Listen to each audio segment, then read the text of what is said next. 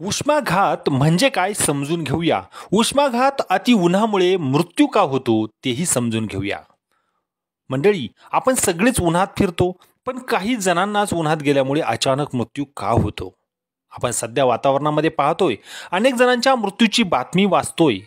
आपल्या शरीराचं तापमान नेहमी 37 अंश सेल्सिअस असतं आणि या तापमानातच शरीरातले सर्व अवयव नीट काम करू शकतात. घामाच्या रूपाने पाणी बाहेर काढून शरीर 37 अंश सेल्सिअस तापमान कायम राखतं. सतत घाम निघत असताना पाणी पीत राहणं अत्यंत गरजेचं आणि अत्यावश्यक आहे. पाणी शरीरात इतरही अधिक महत्त्वाची काम करतं. त्यामुळं शरीरातला पाण्याचा साठा कमी झाला तर शरीर घामाच्या रूपानं पाणी बाहेर टाकणं टाळतं. जेव्हा बाहेरचं तापमान 45 अंशाच्या पुढे जातं आणि शरीरातली कूलिंग व्यवस्था पाण्याच्या अभावाने ठप्प होते, तेव्हा शरीराचं तापमान 37 अंश सेल्सिअसच्या पुढे जाऊ लागतं.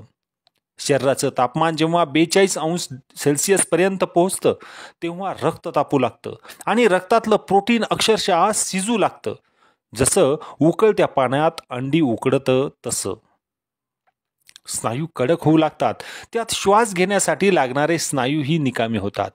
रक्तातलं पाणी कमी झाल्यामुळे रक्त घट्ट होतं, ब्लड प्रेशर अत्यंत कमी होतं, महत्त्वाच्या अवयवांना विशेषतः मेंदूला रक्त पुरवठा थांबतो आणि म्हणून माणूस कोमात जातो आणि त्याचे एक एक अवयव अवघ्या काही क्षणात बंद पडायला सुरुवात होते आणि त्याचा मृत्यू ओढावतो.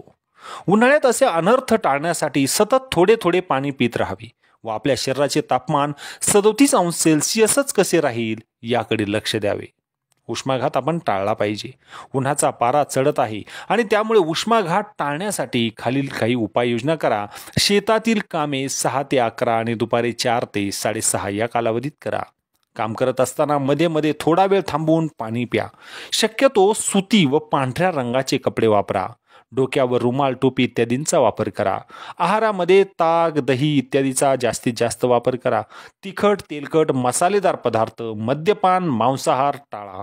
कोल्ड्रिंक ऐवजी लिंबू सरबत, नारळ पाणी याचा वापर करा. दुपारी 11 ते 4 पर्यंत काम असेल, प्रवास असेल हे टाळा.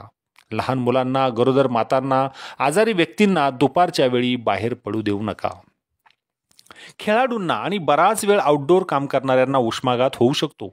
उष्माघात हा प्रामुख्याने अर्भक, लहान मुलं, वयोवृद्ध, पाणी कमी पिणारे लोक, दीर्घ आजारी किंवा मद्यप्राशन करणाऱ्यांमध्ये आढळतो.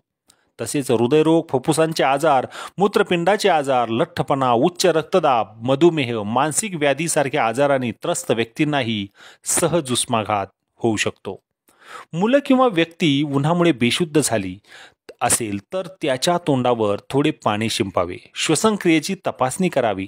नाकातून रक्तस्राव सुरू झाला असेल तर नाकाच्या मांसल भागावर 10 मिनिटे प्रत्यक्ष दाब दिल्यास रक्तस्राव थांबतो. व्यक्ती शुद्धीवर आल्यानंतर त्यास आरामदायी थंड ठिकाणी ठेवावे. तसेच शरीरातली उष्णता जी वाढलेली असते ती सर्वप्रथम कमी करणे आणि रक्ताभिसरण प्रक्रिया सुरळीत करणे हाच उष्माघातातील प्रथमोपचार आहे. त्याला सावलीत वा थंड ठिकाणी हलवावे. शरीरावरील जास्तीचे कपडे काढून टाकावे. त्यामुळे शरीरातली उष्ण तापमान कमी होण्यास मदत होते. मंडळी, हा होता उष्माघाताने माणसाच्या आरोग्यावर होणारा परिणाम. म्हणून उष्माघात आपण टाळू शकतो. त्यासाठीचे काही उपाय मी सांगितलेत. नक्की याचा अवलंब करा आणि उष्माघातापासून, उष्णतेच्या त्रासापासून दूर राहा. धन्यवाद.